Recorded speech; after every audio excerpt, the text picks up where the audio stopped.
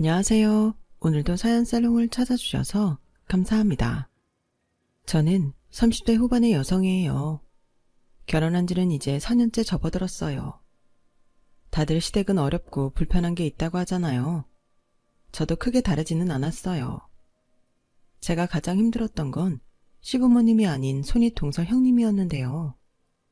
물론 때로는 시어머니가 너무 자기 아들 위주로만 생각하는 것 같아 속상한 때도 있었고, 그걸로 남편과 싸우기도 했지만 그렇다고 상식 이하로 속이 뒤집히고 했던 건 없었던 것 같아요. 또 시어머니도 그렇고 시아버지도 그렇고 두 분 다 마음도 약하고 싫은 소리를 잘 못하기도 하세요. 그러다 보니 가끔 쌓였던 게 폭발하기는 하는데요. 사람이라면 누구나 다 그런 면이 있지 않겠어요. 또 지금은 처음보다 제 입장에서도 이해하려고 노력하시는 게 느껴져서 이만하면 시부모님 잘 만난 거다 하고 있어요. 그런데 형님은 결혼하고 얼마 전까지도 진짜 사람 황당하게 하고 열받는 언행을 정말 많이 했답니다. 자기도 같은 며느리 입장이면서 왜 그러는지 모르겠더라고요. 지금 생각해보면 무슨 동물의 왕국처럼 자기가 더 힘있고 잘났다는 걸 보여주려고 유치하게 기싸움을 한 거라는 생각이 들어요. 그 기싸움의 끝은 생각지 못한 곳에서 저의 승리로 끝났답니다. 오늘은 그 얘기를 해보려고 해요. 남편과 결혼하기 전 처음 만났을 때부터 장난 아니었어요. 형님은 땡땡 회계사무소의 회계사였는데 자기 직업에 엄청난 자부심을 갖고 있었어요. 그에 비해 아주버님은 순진해 보였다고 할까요? 대학교에 있는 연구소에 계신다고 했는데 정말 평생 공부만 열심히 한 게 얼굴에 풍길 정도였어요. 형님이 처음 만났을 때부터 저희 앞에서 아주버님한테 가방을 턱 맡기더니 의자 빼고 넣는 거에 주문하는 것까지 모든 걸 아주버님한테 다 시키더라고요. 저는 참 황당했는데 형님은 그걸 자랑하는 것 같았어요. 이지연 씨, 반가워요. 나 땡땡 회계사무소 회계사이고 우리 지금 사는 집이 100평짜리야. 이게 다 내 덕이겠지만. 아, 맞다. 지연 씨는 무슨 편집 디자인 한다고 했나? 그게 돈이 돼요? 우리 도련님도 그저 그런 직장인이라 큰 돈벌이는 못할 텐데. 평생 부자 되기는 참 고난이 많겠다. 어쨌든 우리 결혼하고 지금 5년 만에 새 식구 들어오는 거라 집안 어른들은 기대가 많을 거예요. 뭐 나도 어쨌든 환영이고 잘 살아요. 네, 회계사 요새 참 대단했어요. 처음 만남부터 자기네 집 평수 자랑에 제 직업이 돈이 되느냐부터 해서 제 남편도 큰 돈 못 만질 거라고 하지를 않나. 정말 상식 밖의 말만 쏟아놓는데 아주버님은 무안해서 저희한테 고개도 제대로 못 들고 계셨고 남편도 식사하는 내내 불쾌한 표정을 짓고서 두 사람한테 말도 잘하지 않았어요. 난 진짜 형을 이해할 수가 없다니까. 자기가 형수 비서야. 봤지? 형수는 자기가 직접 하는 게 하나도 없어. 왜 저러고 사는지 진짜 모르겠다니까. 형이 대학 다닐 때부터 그 흔한 연애도 한번 안 해보고 있다가 형수 만나서 푹 빠져서 결혼한 건데 솔직히 나도 그렇고 엄마 아빠도 별로 좋아하지 않았거든. 형 인생이니 형이 알아서 하겠지만 저러고 사는 거 보게 되면 내 복장이 다 터진다니까. 저렇게 생각하는 건 남편뿐만이 아닌 것 같았어요. 그 다음에 시댁으로 인사를 드리러 갔는데 시어머니가 저한테 이러시더라고요. 예, 요즘은 윗사람이라고 해서 아랫사람한테 함부로 말 놓고 뭐 가르치려고 들고 그러는 거 아닌 세상이잖니? 네 윗동서한테 기본 예의만 지키고 네 할 말 하고 그래라. 걔 마음에 들게 하려고 뭐 그럴 필요 없어. 걔 욕심 채워주지 말고 네 편한 대로 해라. 알았지? 저는 정말 주변에서도 이런 얘기 해주시는 시어머니는 들어본 적도 없어요. 시부모님은 저한테도 정말 잘해주셨고 내가 도를 넘는 시집살이는 안 하겠구나 라는 걸 느끼게 해주셨죠. 저희는 결혼식도 양가 축복 속에 잘 마치고 신혼생활을 시작하게 됐어요. 시어머니는 시댁에 일이 있어도 제게 무리한 요구를 하지 않으셨고 늘 형편에 따라 제가 힘들지 않게 해주셨어요. 시아버지도 잔소리를 한다든지 그런 게 전혀 없으셨고요. 그런데 정말 형님이 사람 골 때리게 하더라고요. 저희가 신혼여행 돌아와서 얼마 안 됐을 때 아주버님이 저희한테 밥을 사겠다고 해서 나간 적이 있었어요. 제가 퇴근하고 약속 장소에 가자 형님은 다리를 꼬고 앉아있다가 털을 괴고서 저를 위아래로 싹 훑어보는데 기분 참 별로더라고요. 스캔한다고 하잖아요. 그거 노골적으로 당해보니 참 사람한테 할 게 못 되는구나 싶더라고요. 저는 형님의 불편한 시선을 무시하고 밝게 인사했어요. 아주버님 형님, 먼저 나와 계셨네요. 저도 끝나자마자 온다고 왔는데 제가 제일 늦었네요. 주문 아직 안 하셨죠? 제가 할까요? 자기 주문 안 했지? 자기 오면 하려고 기다리고 있었지. 라는 남편의 말에 제가 메뉴판을 펼치자 형님은 쓱 메뉴판을 가로채서 아주버님 앞에 놓더라고요. 일단 음식은 우리가 시키는 걸로 할게. 오늘 하고 온 센스 보니까 이런 데 와보지도 않았을 것 같고 뭘 시켜야 될지도 모를 것 같은데 쪽팔리느니 내가 하지 뭐. 라더니 제가 무슨 말할 틈도 없이 손가락으로 메뉴를 집어가며 아주버님한테 이거랑 와인은 당신하고 나만 하지 뭐. 라는 거 아니겠어요? 아니, 형수, 뭔 사람 선택권도 안 주고 이러시는 게 어딨어요? 도련님, 기분 나쁘셨어요? 저는 동서가 잘 모를 것 같아서 배려해준다고 그런 건데요. 그럼 도련님도 와인 마실래요? 참, 됐습니다. 뭐 어차피 오늘 형이 사준다고 했으니 시켜주시는 거 잘 먹고 갈게요. 남편은 엉뚱하게 해석해서 자기 할 말만 하는 형님한테 질렸다는 듯 알아서 하라며 더는 말을 안 하더라고요. 하긴 저라도 그럴 것 같았어요. 물론 저도 기분이 많이 상했고요. 어쨌든 저는 내색하지 않으려고 애를 썼고 식사가 나오고부터는 같이 밥을 먹어서 그런지 어색했던 분위기가 좀 누그러지는 것 같았어요. 그런데 디저트가 나오기 전에 형님이 불쑥 저한테 이러더라고요. 동서, 명품백 없으면 어떻게 내가 하나 사줘? 아니, 식사 장소를 들었으면 거기에 맞게 갖추고 나와야지. 여기 봐봐. 누가 그런 싸구려 가죽 가방 들고 나온 사람 있나? 아무리 없이 살아도 사람이 기본적으로 갖추고 있어야 되는 게 있잖아. 네, 형님. 그럼 형님이 하나 사주세요. 감사히 받을게요. 이렇게 선물을 받을 줄 몰랐네요.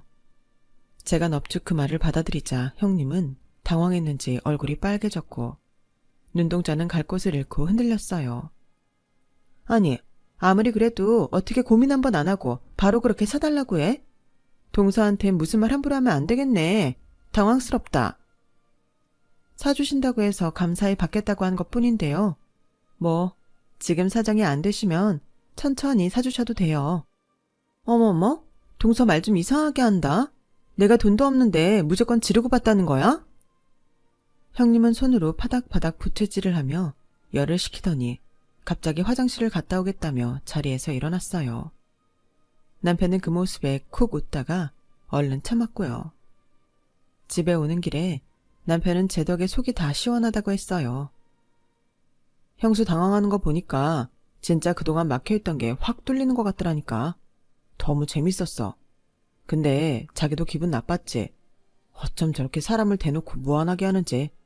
난 형수 보기 전에 회계사가 저렇게 대단한 사람들인지 몰랐잖아. 나라고 뭐 기분 좋을 리 있어. 근데 전에 어머니가 그랬잖아. 요즘은 무조건 윗사람 하는 말 참고 듣는 거 아니라고. 난 어머니가 이런 때를 대비해서 참지 말고 할 말 하라고 하신 것 같은데 그래서 대놓고 화내고 싸우기보다는 웃으면서 얘기해보기로 했지. 형이 하도 좋아하니 우리도 어쩔 수 없는 건데 난 진짜 형수 같은 사람 보다 처음 봐. 뭐 두 분이 잘 살면 그걸로 된 거 아니겠어? 나머지야 우리가 잘 대처하면 되는 거니까. 자기도 이제 너무 참기만 하지 마. 할 말은 해. 난 안 그래도 할 말 했어. 화내면서 말해서 문제지. 그래서 형수가 나 안 좋아하잖아. 아마 그래서 자기한테도 일부러 저러는지도 몰라. 그날 일은 그렇게 마무리되었고 얼마 지나지 않아서 시아버지 생신이 다가왔어요. 저는 결혼하고 첫 시댁 어른 생일이기도 하니 보통 신경 쓰이는 게 아니라 여기저기 물어보기도 하고 검색도 해서 선물도 그렇고 같이 식사를 할 장소도 물색했어요. 그런데 형님 내에서는 아무 연락이 없는 거였어요. 자기, 곧 아버님 생신인데 아주버님한테 무슨 연락 없어? 선물은 각자 준비해도 식사 장소는 같이 의논해야 되지 않아? 안 그래도 내가 형한테 연락해봤는데 아직 형수랑 얘기를 못 해봤다네. 조금만 기다려달래. 근데 예약하려면 지금쯤 해야 될 텐데 아주버님이 먼저 정하시면 안 되나? 나도 그러라고 했는데 뭐 형수한테 꼭 물어봐야 된대. 자기 혼자 정하기 좀 그렇다나? 아, 내 형이지만 나도 답답하다. 그럼 내가 형님한테 전화해볼까? 그래도 되겠지? 집안 어른 챙기자고 연락하는 건데 괜찮겠지 뭐. 자기가 전화해준다면 나야 땡큐야. 난 진짜 형수하고 개인적으로 말 섞기 싫거든. 남편은 이제 아주 편하게 자기 형수 싫다는 말을 하더군요. 저는 저한테 맡기라고 하고 형님한테 전화를 했어요. 동서가 웬일이야? 전화를 다 하고. 전화할 사람으로 안 보였는데? 잘 지내셨어요, 형님? 이제 좀 있으면 아버님 생신이잖아요. 그래서 식사 장소 어디로 해야 되나 여쭤보려고요. 아무래도 형님이 더 잘 아실 것 같아서요. 아, 그랬어? 뭐 내가 잘 알긴 아는데 이번엔 동서가 알아서 해봐. 처음 하는 거니까 혼자서 해보는 것도 나쁘지 않잖아. 그러면 다음에는 급을 올려서 어떻게 해야겠다. 감도 잡힐 거야. 나도 아무 말 안 하고 동서 하는 대로 따를게. 그냥 저 알아서 하라고 하는 말도 어쩜 저렇게 사람을 먹이면서 하는지 참 그것도 재주다 싶었어요. 저는 알겠다고 하고 이리저리 알아봐서 시부모님 입맛에 맞을 만한 한정식 레스토랑을 예약하고 선물도 준비했어요. 그리고 시아버지 생신날이 되었는데 약속 시간 30분이 지났는데도 아주버님이랑 형님은 오질 않았어요. 남편은 결국 음식을 갖다 달라고 하고 아주버님한테 전화를 했죠.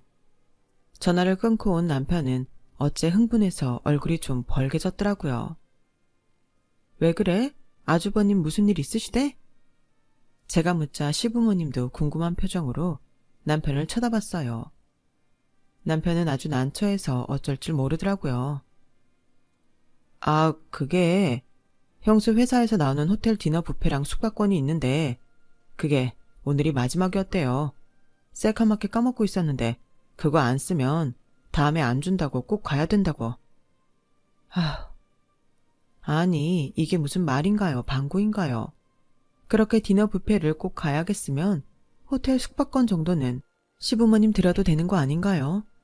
시부모님은 금세 표정이 안 좋아져서 마침 나온 식사를 시작하셨어요.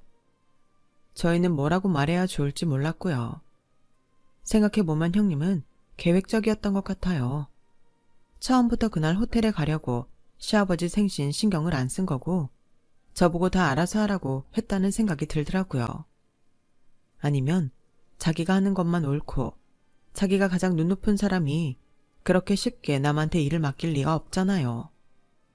뭐 시부모님 챙기는 게 귀찮아서 그랬을 수도 있고요. 뭐가 됐든 아무리 윗사람이라지만 하는 짓이 너무 괘씸하더라고요.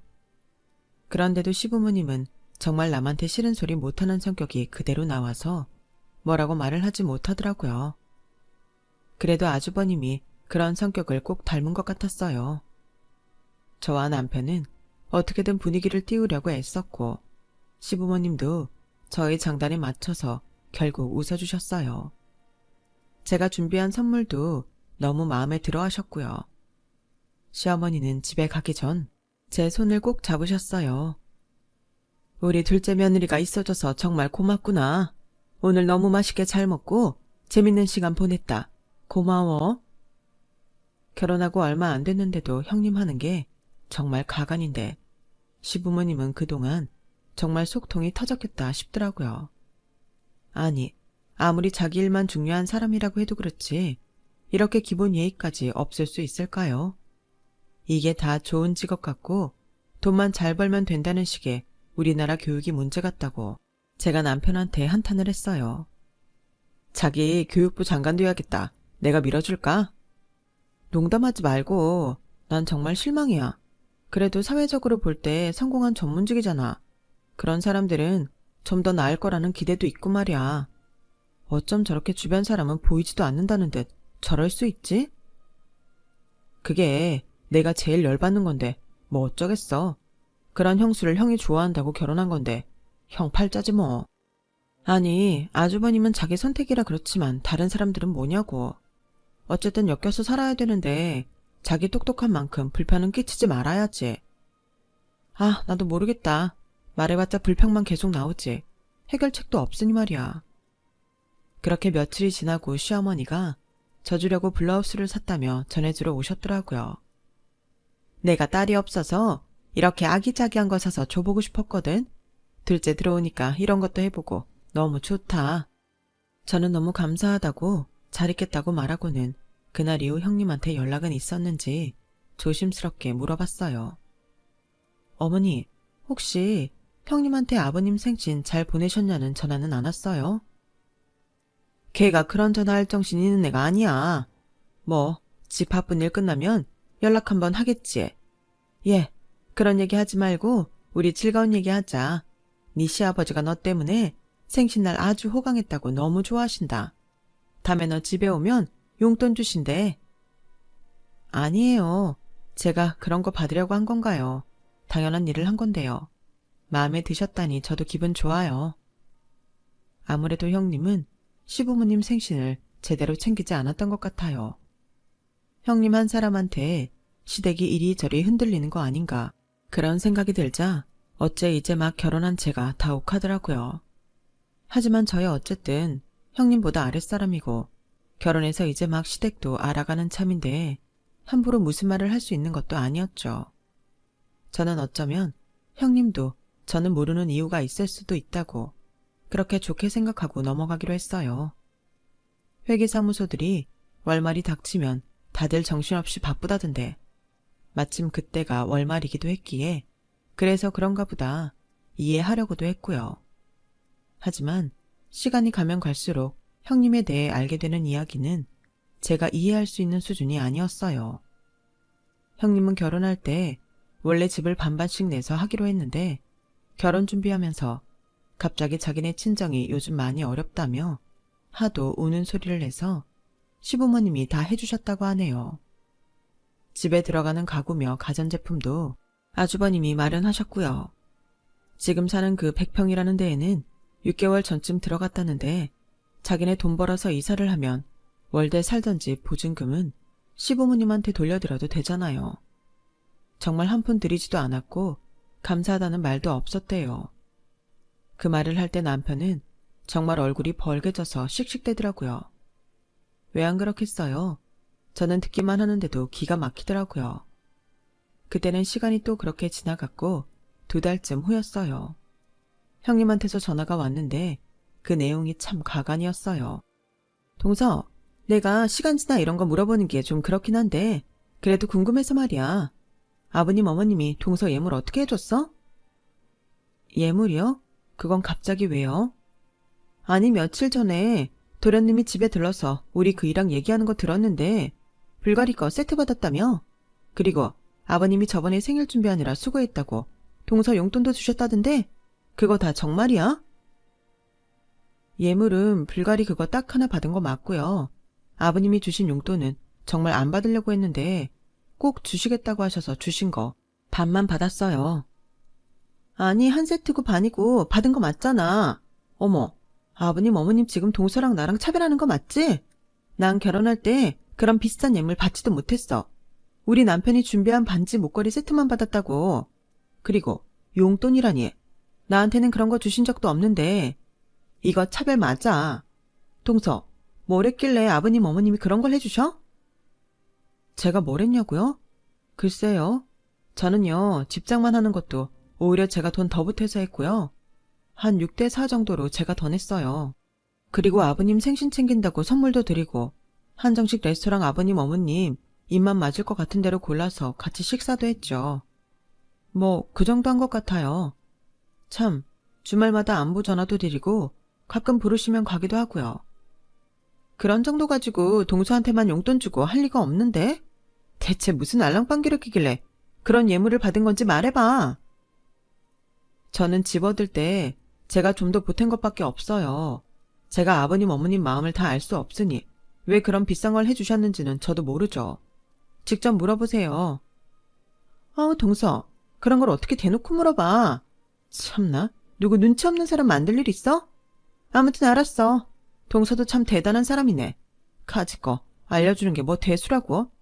처음부터 보통 깜찍하진 않겠구나 했지만 이 정도일 줄은 몰랐네. 제가 깜찍한 인상은 아닌데 그렇게 봐주셨다니 감사해요. 저는 형님의 말도 안 되는 꼬인 말에 지고 싶지 않았어요. 제 옷차림이나 가방 같은 게 자기가 한 것보다 좀 저렴한 것 같으면 대놓고 깎아내리고, 제가 시부모님한테 자기보다 좋은 걸 받은 것 같으면 그건 또 못 참는다니. 어떻게든 자기가 남보다 나아 보여야 하고 욕심도 굉장히 많은 사람이구나 싶었죠. 그리고 자기 외모를 위해서는 정말 아낌없이 돈을 쓰는 것 같더라고요. 요즘 피부과 성형외과 가는 게 뭐 사치도 아니고 얼굴에 주사 맞는 사람도 많은데 그걸 뭐라고 하는 건 아니에요. 자기는 온갖 것 다 하면서 아주버님이나 아이한테는 전혀 신경을 안 쓰고 잔소리만 하는 게 얄밉더라고요. 남편이 아주버님을 만나고 오면 늘 열받아서 형님 너무한다고 화를 내는데요. 저는 처음에는 남편이 지나치게 형님을 싫어한다고 생각했는데 그게 아니었어요. 아니, 누가 요즘 자기 피부과 돈 쓰는 거 뭐라고 하겠어? 그렇게 자기 관리하고 꾸미는 거 자기 돈 번 걸로 감당이 되면 뭐라고 안 하지. 물론 형수 돈 많이 벌겠지. 그렇다고 해도 자기만 혼자 무슨 연예인처럼 매달 엄청나게 피부과에 돈 들이고 형이랑 이현이는 요만큼도 신경을 안 써. 내가 진짜 기가 막힌 게 뭔 줄 알아? 형은 속옷을 아직도 결혼 전에 입던 걸 입더라. 이게 말이 돼? 그게 언젠데. 그리고 이현이 입 주위에 하얗게 버짐인지 그런 게 폈어. 아니, 100평짜리 집이라고 자랑하면서 애 먹이는 거랑 건강에 얼마나 신경을 안 썼으면 그 지경을 만들어? 형이 병원 같이 갔는데 영양소 부족이라고 그랬대. 이게 말이 되냐고. 이제 3살짜린데 자기가 잘 챙겨야 될 거 아냐. 자기가 형님 너무 나쁘게 보고 그러는 거 아니야? 형님 많이 바쁘시니까 아주버님이 챙길 수도 있잖아. 누가 그걸 몰라? 물론 형도 바쁘다고 집안을 안 돌본 건 반성해야지. 근데 형수는 자기 몸은 잘 챙기면서 식구는 안 챙기니까 하는 소리야. 형은 사실 한번 연구 시작하면 자기 먹는 것도 잊어버려. 형이 잘했다는 게 아니고 성격이 그런 데가 있는 거고, 형수처럼 온갖 것 신경 잘 쓰는 사람이 애가 저 지경이 되게 뒀다는 게 기가 막히지. 안 그래도 형은 다 자기 잘못이라고 아주 이현이한테서 눈을 떼지 못하더라. 물론 형이랑 형수 다 똑같지만 난 진짜 형수한테 질렸어. 제가 형님을 겪어보니 남편이 그렇게 펄펄 뛰고 열을 내는 게 이해가 가더라고요. 그렇게 자기가 받아야 될 거는 시간이 지나도 따지면서 자기 아들한테는 그렇게 무심하다는 게 이기적이라고 밖에는 할 말이 없었으니까요. 게다가 시가 쪽에 결혼식이 있어서 가게 됐는데요. 저는 늘 티 안 나게 꾸민 듯 안 꾸민 듯 하는 걸 좋아해서 요란하게 명품 상표 보이고 그런 걸 안 좋아해요. 그런데 형님은 저와 달라서 아주 머리끝부터 발끝까지 자기가 그 명품 브랜드 상품인 것처럼 티를 내거든요. 뭐 그거야 자기 취향이니 이해해요. 그럼 다른 사람 취향도 존중해줘야 되는 거 아닌가요? 형님은 그 결혼식 자리에서도 저를 쓱 훑어보더니 이내 비웃으면서 이러더라고요. 아니, 그게 대체 언제적 스타일이야? 동서는 시댁 결혼식까지 그렇게 꼭 없는 티를 내야 되겠어? 아니, 편집 디자인을 하는 사람이면 그래도 디자인이라는 걸 하는 건데 이렇게 센스가 없어. 어머 형님, 요즘은 브랜드 티 내지 않는 게 더 세련된 거예요. 내가 이런 브랜드 써요 하고 티 내는 건 나이 든 것 같잖아요. 동서는 자격지심을 참 이상하게 표현하더라. 동서도 그렇고 도련님도 그렇고 그렇게 벌어서는 생활비 들어가는 것도 빡빡하잖아. 그냥 없으면 없다고 하면 되지. 무슨 티가 안 난다는 둥 그런 말을 해. 뭐 동서 취향이 구린 건 알겠는데 그래도 이런 자리는 좀 더 차려입고 오는 버릇 좀 해.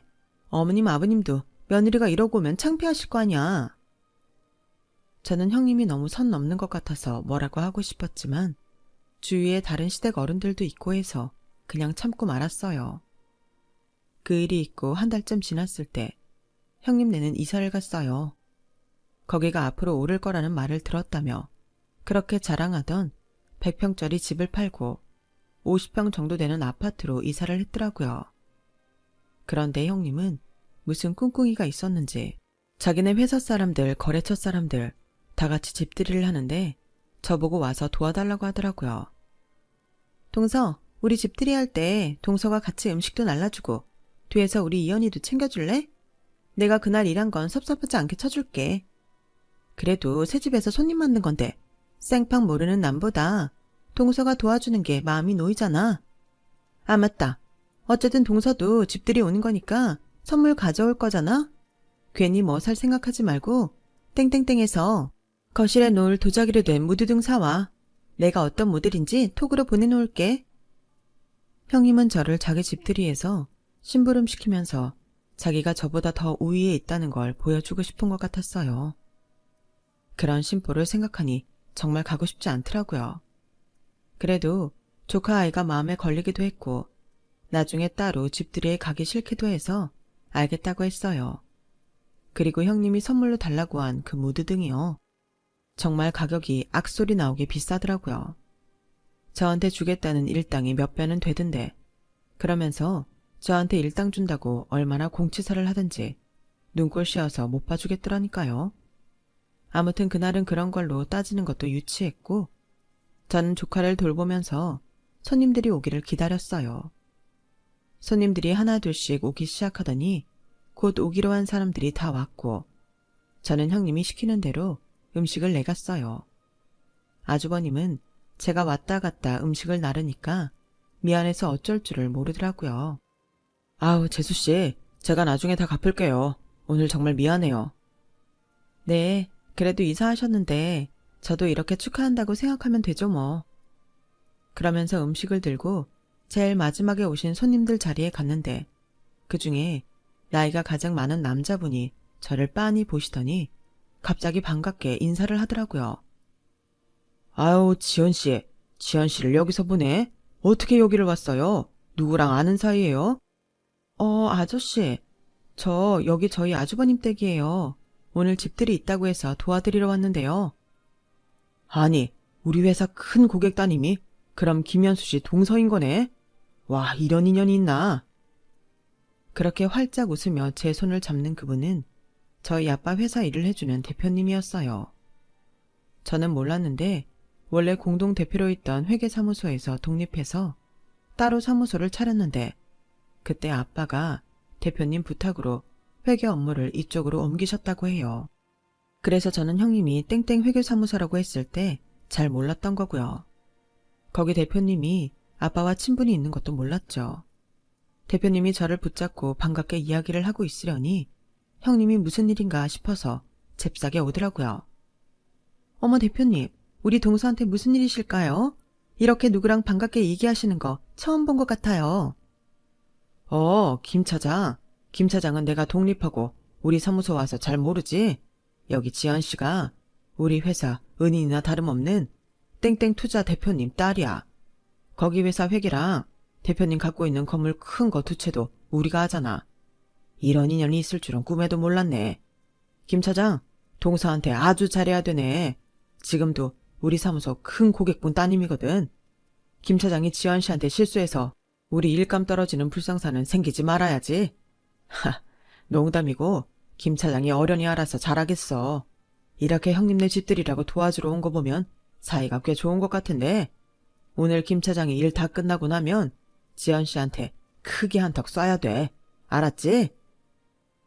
아, 네, 그래요. 동서 친정이 그랬군요. 형님은 얼굴이 불그락 푸르락 난리가 났고 입술이 파르르 떨렸어요. 저는 그걸 보고 웃음이 터질 것 같은 걸 겨우 참았어요. 사실 저희 아빠가 규모가 크지는 않아도 아주 알찬 투자회사를 운영하고 있었고 그 회사가 있는 건물과 그 옆 건물도 소유하고 계셨는데 그 건물이 좀 크거든요. 그런 사실을 전혀 몰랐던 형님은 깜짝 놀란 거고 대표님이 대놓고 저한테 잘해주라고 하니 완전 당황한 거죠. 대표님은 집들이가 끝나고 돌아갈 때까지 형님한테 저한테 잘해주라고 몇 번을 말했는지 몰라요. 자기 대표한테 뭐라고 할 수도 없고 형님은 어쩔 수 없이 예 할 수밖에 없었죠. 사람들이 다 가고 난 후 형님은 저한테 따지듯이 말했어요. 아니, 동서는 친정집이 그러면 그렇다고 말을 해줘야지. 왜 여태 아무 말도 안 했어? 이게 대체 무슨 경우야? 제 친정일이 형님하고 관계가 있을 줄 저도 몰랐죠. 아니, 그렇게 잘 사는 집딸이 왜 이러고 다녀? 누가 보면 아주 서민인 줄 알겠어. 형님, 제가 정말 말 안 하려고 그랬는데요. 지난번 결혼식 때 형님이 뭐라고 했던 그 옷이요. 그거 유럽에서는 굉장히 유명한 하이엔드 제품이에요. 저는 원래 명품 브랜드 떡하니 붙여놓은 거 별로 안 좋아해서 좋은 자리에는 주로 그런 거 입어요. 그리고 평소에는 일하고 활동하기 좋은 옷하고 신발이면 뭐든 괜찮고요. 원래 그런 거 신경 안 쓰고 오래 입고 오래 쓸 수 있는 거 좋아하는 것 뿐이에요. 그러니까 형님도 이제 제가 하고 다니는 것 같고 뭐라고 안 하셨으면 좋겠어요. 형님이 남한테 보이는 거 많이 신경 쓰시는 건 알겠는데요. 형님처럼 하지 않는다고 다른 사람들 쉽게 판단하시는 거 솔직히 아닌 것 같아요. 저 오늘 온 것도 이연희가 신경 쓰여서 온 거지. 형님 그동안 저한테 하셨던 걸 생각하면 여기 단 1초도 있고 싶지 않거든요. 그러니까 앞으로는 제가 아무리 아랫사람이어도 말조심 좀 해주셨으면 좋겠어요. 제가 이빠른 소리를 하자 형님은 어쩔 줄 몰라서 양손을 잡고 발만 동동 구르더라고요. 제가 옷을 갈아입고 나와서 집에 간다고 하자 형님은 그제야 제 팔을 붙잡고 사정하더라고요. 저기 동서, 친정에 내 얘기 뭐 하고 그런 거 없지? 그동안 나 때문에 마음 상한 거 있었으면 내가 사과할게. 동서가 처음부터 친정이 어떤 집안인지 말만 해줬어도 이럴 일은 없었겠지만. 아차, 아니야. 지금 말한 건 잊어줘. 미안해. 내가 미안해. 형님은 사과한다는 말도 입이 겨우 떨어지는 게 보였어요. 그리고 미안하다고 하는 순간에도 얄미운 말을 하는 건 너무 의도적인 게 빤히 보여서 참 사람이 별로라는 걸 다시 한번 새삼 깨달았죠. 제가 아주버님하고 조카한테만 인사를 하고 나가자 형님은 엘리베이터 앞까지 따라오면서 동서, 내 맘 알지? 아무튼 앞으로 잘 부탁하고 미안해. 그리고 내가 오늘 동서가 사온 선물하고 일당하고 그 돈 다 붙여줄게. 형님, 선물은 선물이죠. 그걸 왜 돈을 주세요? 아니야. 내가 부탁해서 사온 거니까 돈 보내줄게. 그럼 내 얘기 대표님한테 이상한 건 하지 말고 잘 부탁해. 형님은 엘리베이터 문이 닫힐 때까지 억지로 웃으면서 저한테 손을 흔들더라고요. 저는 집으로 가면서 형님한테 문자를 보냈어요. 형님이 어떤 마음으로 사과를 하셨든 받을게요. 솔직히 형님도 그동안 저한테 이상하게 군 거 아시죠? 아무리 아랫사람이어도 더는 그러지 마셨으면 좋겠어요. 그리고 형님, 이제는 아주버님하고 이현이한테도 신경 좀 쓰세요. 형님 얼굴하고 옷하고 신발에만 돈 쓰지 마시고 아주버님 새 속옷도 사주시고 좋은 데도 같이 가시고요. 이현이 먹는 것도 신경 쓰시고요. 그런 거 아버님 어머님도 아시면 마음이 어떠시겠어요? 아무리 싫은 소리 못하시는 분들이라고 해도 그렇지. 형님이 그런 사람 성격 뻔히 다 알고 더 마음대로 하는 거 제 눈에 다 보이거든요. 앞으로는 아버님 어머님 생신도 신경 쓰시고 명절에도 시댁에 인사도 잘 하셨으면 좋겠네요. 형님 명절에 시댁에 아무것도 안 하신다면서요. 저한테만 아버님이 용돈 줘서 섭섭하다고 하셨죠? 형님이 한 번만 명절에 찾아가서 인사만 하셔도 아버님 어머님 좋아서 용돈 더 주실걸요. 제가 말하는 게 주제 넘을 수 있지만 이제 형님도 윗사람답게 행동하시면 좋겠네요. 평소 같으면 제가 이런 말하면 난리 났을 형님인데 그날은 바로 저한테 꼬리를 내리는 문자를 보냈더라고요. 그래, 알았어 동서. 동서 말대로 할게. 저는 그 일을 저만 알고 있기로 했어요. 그래서 한동안 말 안 하다가 좀 지나서 얘기했더니 남편이 통쾌해서 어쩔 줄 모르고 웃더라고요. 정말 생각지 못한 곳에서 아빠 지인분을 만나서 형님이 그동안 저 먹인 걸 몇 배로 돌려준 것 같아서 저도 그날 일을 생각하면 저절로 웃음만 난답니다. 형님은 그 이후 제 눈치를 엄청 보더라고요. 저한테 잘하려고도 노력하지만 그게 다 친정백 때문인 게 눈에 뻔히 보일 정도로 떨떠름한 표정으로 하기 때문에 사람이 바뀐 건 아니라는 건 잘 알겠더라고요. 그래도 저한테 전처럼 함부로 굴지 않아서 그건 정말 좋더라고요. 말도 안 되는 소리 듣지 않아도 돼서 마음도 편했고요. 자기 대표 귀에 무슨 말이 들어갈까봐 전전긍긍하는 모습을 보면 좀 짠하기도 해요. 제가 자기 본 모습을 다 폭로하면 대표한테도 찍힐 테고, 그렇게 되면 자기 회사 생활도 편치만은 않을 테니까요. 어쨌든 형님은 형식적이긴 하지만 아버님 어머님한테 가뭄에 콩나듯 전화도 하고 생신 때에는 선물이라도 챙겨 보내더라고요. 저는 형님을 보며 그런 사람은 되지 말아야지 하고 다짐한답니다. 제 이야기는 여기까지예요. 다들 재미있게 들어주셨길 바라며 이만 인사드릴게요. 감사합니다. 여러분, 사연 댓글에 응원과 현명한 조언 부탁드려요.